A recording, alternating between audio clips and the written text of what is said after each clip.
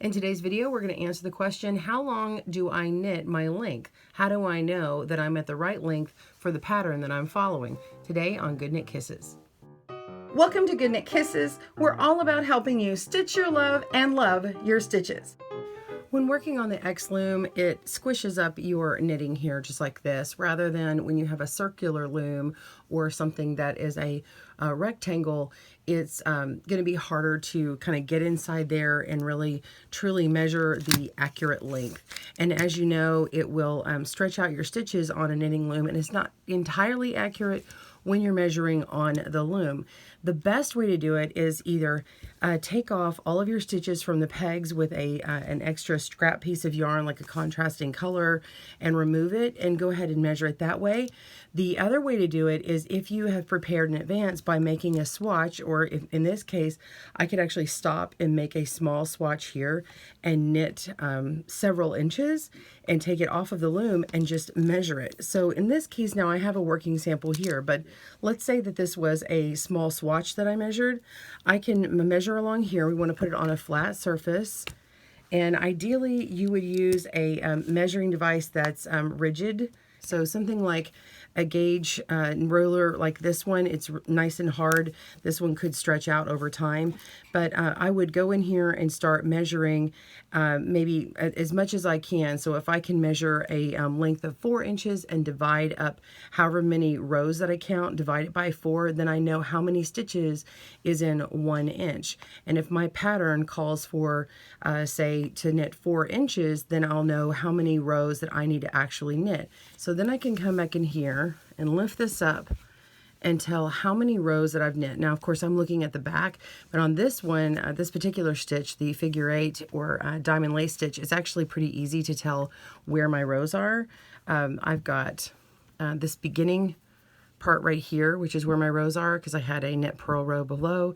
And that, so I've got 1, 2, 3, 4, 5, 6, 7, 8, 9, 10, 11, 12. Now in my pattern, I know that I actually wrote this pattern, and I know that I said to work this one row here and then repeat it 11 more times, so that would make 12 for this particular size. And then the smaller hat was actually a different one. So I know that it actually follows my pattern. But of course I wrote the pattern and I know the yarn gauge. But on yours, if you use a different yarn than what's called out in the pattern, you're going to need to make your own small sample to be able to tell, because you might need 3 or 4 more rounds to make it the right length, or maybe you need to make it shorter. The other way to measure this one is, of course, you can take the measuring tape and put this part of the ruler inside.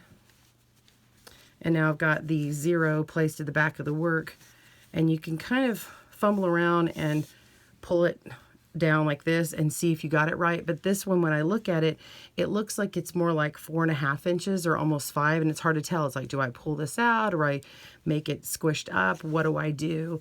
The other way to do it is do it from these ends here of these ends right here where they bend. You can actually kind of put your measuring tape in this direction and put it in between where the knitting is on the peg, and then line up where that 0 hits. You'd have to kind of flip this over and see it for yourself, and then measure and lay this along. But you can see when I do that here, it's not accurate either. I know that my rows are absolutely accurate, that I've got the right amount of rows or rounds in order to get the 4 inches that I need, but it shows that it's being pulled. You can see how this side varies greatly than this side. So if I do it from this direction, this one here, it's probably going to be a little bit easier doing it upside down. I can see that I'm lining up my 0 here, and then I pull it up, and this one still looks about 4.5 inches, but I'm going to go ahead and go forward with it because I'm confident with my sample or my swatch that this is absolutely accurate. So always make a swatch, especially when you can. If you're not sure and you've already started working on this, you could go from the opposite end of the yarn that you're doing.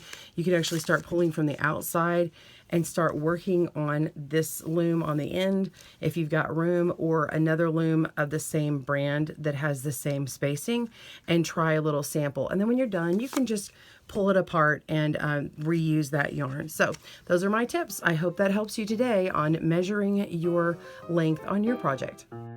Thanks for joining us today, where we help you stitch your love and love your stitches. See you again soon.